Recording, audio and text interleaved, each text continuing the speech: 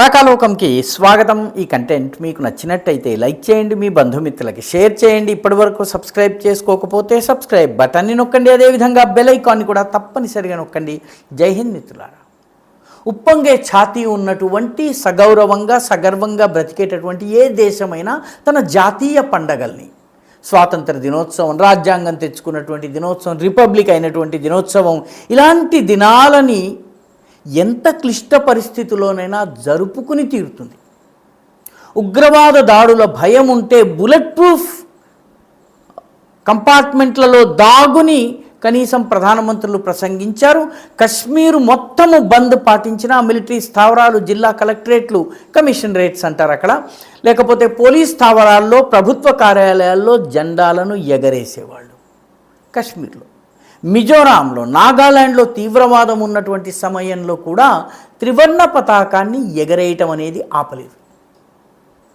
బహుశా జాతీయ పండగల దినాన కూడా, నేషనల్ ఫెస్టివల్స్ జరుగుతున్నప్పుడు కూడా జెండా ఎగరేయటం తప్ప ఇంకేమీ చెయ్యొద్దు. జెండాని రహస్యంగా ఎగరేయాలి, పెద్దగా హడావిడొద్దు, ఆర్భాటం వద్దు, పెద్ద కార్యక్రమాలు వద్దు, కవాతులు వద్దు అని ఏదన్నా దేశము ప్రజలకు, తోటి ప్రభుత్వ అధికారులకి గనక ఆదేశాలు జారీ చేస్తే ఆ దేశం ఖచ్చితంగా పాకిస్తానే అయి ఉంటుంది.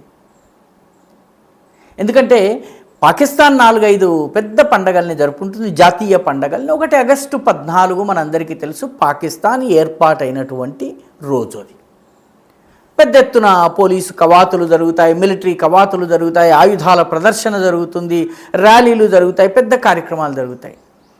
1965లో లాహోర్ పైన భారత సైన్యం వెళ్ళి లాహోర్ నగరాన్ని చుట్టుముట్టినటువంటి రోజు ఏదైతే ఉందో ఆ రోజు దిఫా పాకిస్తాన్ డే, అంటే పాకిస్తాన్ రక్షణ దినంగా జరుపుకుంటుంది. లాహోర్ని ఓడిపోయినటువంటి పాకిస్తాన్ అది రక్షణ దినంగా జరుపుకుంటుంది. ఆ రోజు కూడా సైనిక కవాతులు, ఊరేగింపులు, పెద్ద పెద్ద కార్యక్రమాలు, బహిరంగ సభలు జరుగుతాయి. మూడవది కశ్మీర్ సాలిడారిటీ డే ఒకటి జరుగుతుంది. కశ్మీర్ని మొత్తము కబళించేస్తాం, మింగేస్తామని చెబుతూ ఒక కార్యక్రమాన్ని జరుగుతుంది.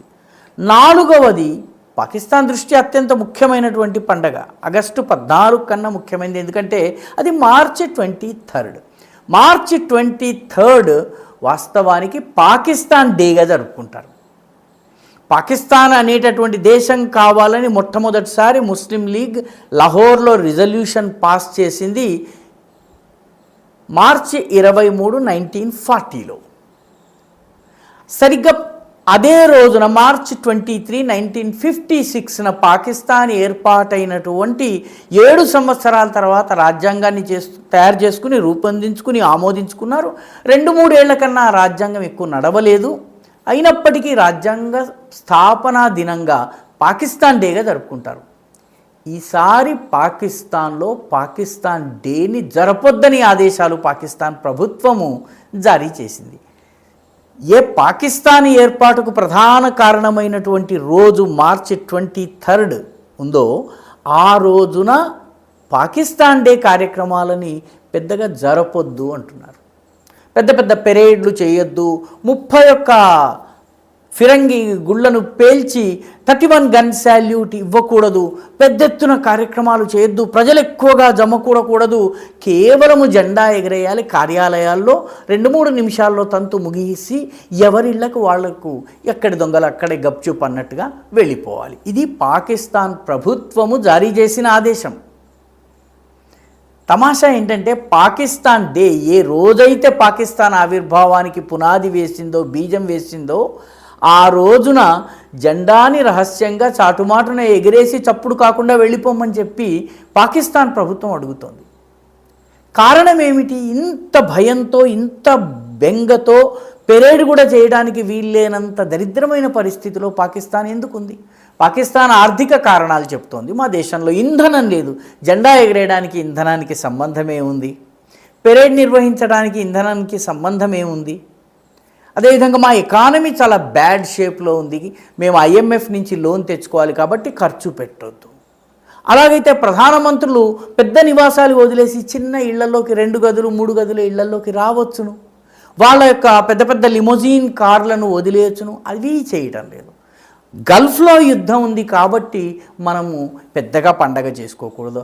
వారెక్కడో ఏదో జరుగుతుంటే నీ దేశంలో నీ పండగ జరుపుకోవడానికి ఇబ్బంది ఏమిటి? కానీ పాకిస్తాన్ వద్దంటోంది. దాని అసలు కారణం ఆర్థికం కాదు, అసలు కారణం ఫ్యూయల్ షార్టేజ్, ఇంధన లభ్యత లేమి కాదు. వాస్తవానికి కారణం ఏంటంటే 23 మార్చి నాడు ఆఫ్ఘనిస్తాన్ తమపై దాడి చేసే అవకాశం ఉంది. ఎందుకంటే పాకిస్తాన్కి ఆఫ్ఘనిస్తాన్కి యుద్ధం జరుగుతోంది.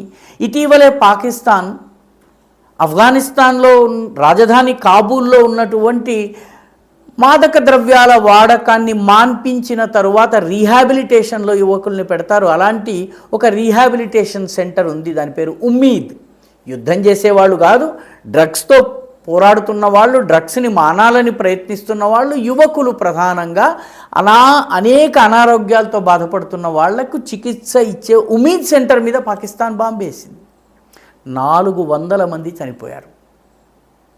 దానికి ప్రతీకారంగా ఫిబ్రవరి 23న పాకిస్తాన్ పైన ఆఫ్ఘనిస్తాన్ దాడి చేస్తే ఏమవుతుంది, ఆ భయంతో ఈసారి పాకిస్తాన్ డే కార్యక్రమాలు జరపడం లేదు. తమాషా ఏంటంటే ఇటీవల కాబూల్ పైన, కాందహార్ పైన, పక్తికా పైన, పక్తియా పైన, ఇవన్నీ ఆఫ్ఘనిస్తాన్లో ఉన్నటువంటి పట్టణాలు, వీటిపైన పాకిస్తాన్ వైమానిక దాడులు చేస్తే దానికి జవాబుగా డ్రోన్లతో రావల్పిండి పైన, ఇస్లామాబాద్ పైన, ఈ రెండింటికి మధ్యలో ఉన్నటువంటి పాకిస్తాన్ యొక్క డ్రోన్ కంట్రోల్ కమాండ్ మొత్తం సెక్షన్ ఉన్నటువంటి సెంటర్ ఉన్నటువంటి చక్వాల్ పైన దాడి జరిగింది. డ్రోన్స్ ఏకంగా ఇస్లామాబాద్ యొక్క గగనతలం పైన ఆఫ్ఘాన్ డ్రోన్లు తిరిగినాయి. ఆ తర్వాత నూర్ఖాన్ ఎయిర్ బేస్, ఎక్కడైతే వాళ్ళ యాటమిక్ కమాండ్ కంట్రోల్ సెంటర్ ఉందో ఆ నూర్ఖాన్ బేస్ పైన దాడి చేసింది. దాదాపు 40-50 పాకిస్తానీ మిలిటరీ పోస్టులను ఆఫ్ఘనిస్తాన్ ఆక్రమించుకుని కూర్చుంది. దానికి జవాబుగా కాబూల్లో డ్రగ్ అడిక్ట్స్ పైన దాడి చేసింది. 400 మంది ప్రాణాలు తీసుకుంది. నిజానికి యుద్ధంలో ఇలాంటివి జరగకూడదు, అమెరికా సైతము విమర్శిస్తోంది. అలాంటిది పాకిస్తాన్ సిగ్గు లేకుండా ఈ దాడి చేసింది. ఇప్పుడు ఆఫ్ఘనిస్తాన్ ప్రతిదాడి చేస్తుందేమోనన్నటువంటి భయంతో పాకిస్తాన్ డే సెలబ్రేషన్స్ని రద్దు చేసింది. కేవలం జెండా ఎగరేసి చప్పుడు చేయకుండా వెళ్ళిపోమని చెప్తోంది. వాస్తవంగా పాకిస్తాన్లో ఈరోజు పరిస్థితి ఏంటంటే, బుధవారం నాడు రహీం యార్ ఖాన్లో రంజాన్ సందర్భంగా కొన్ని వస్తువులు ఇస్తాము తీసుకోండి అంటే వందలాది మహిళలు రహీం యార్ ఖాన్ పట్టణంలో క్యూ కడితే వాళ్ళు క్యూ కట్టినటువంటి ప్రభుత్వ భవనం పైకప్పు కూలిపోయి చనిపోయారు. అఫీషియల్గా 8 మంది చనిపోయారని చెప్పి బుధవారం నాటి వార్త. చనిపోయే వాళ్ళ సంఖ్య పెరగవచ్చును, ఇంకా చాలామంది తీవ్రంగా గాయపడ్డ వాళ్ళు ఉన్నారు. ఇది పాకిస్తాన్ పరిస్థితి. నిజానికి ఆర్థికమే గనక కారణమైతే పాకిస్తాన్ గత 10 సంవత్సరాలుగా ఏ జాతీయ పండుగ జరుపుకోకూడదు. ఆఫ్ఘనిస్తాన్ భయాన్ని దాచుకుని సాకులు చెప్పి పాకిస్తాన్ ఈనాడు పాకిస్తాన్ డేని జరుపుకోవడానికి వెనకాడేటటువంటి దుస్థితిలో ఉంది. ఆ పాకిస్తాన్ భారత్ పైన యుద్ధం చేస్తానని చెప్పడం ఎంత హాస్యాస్పదం.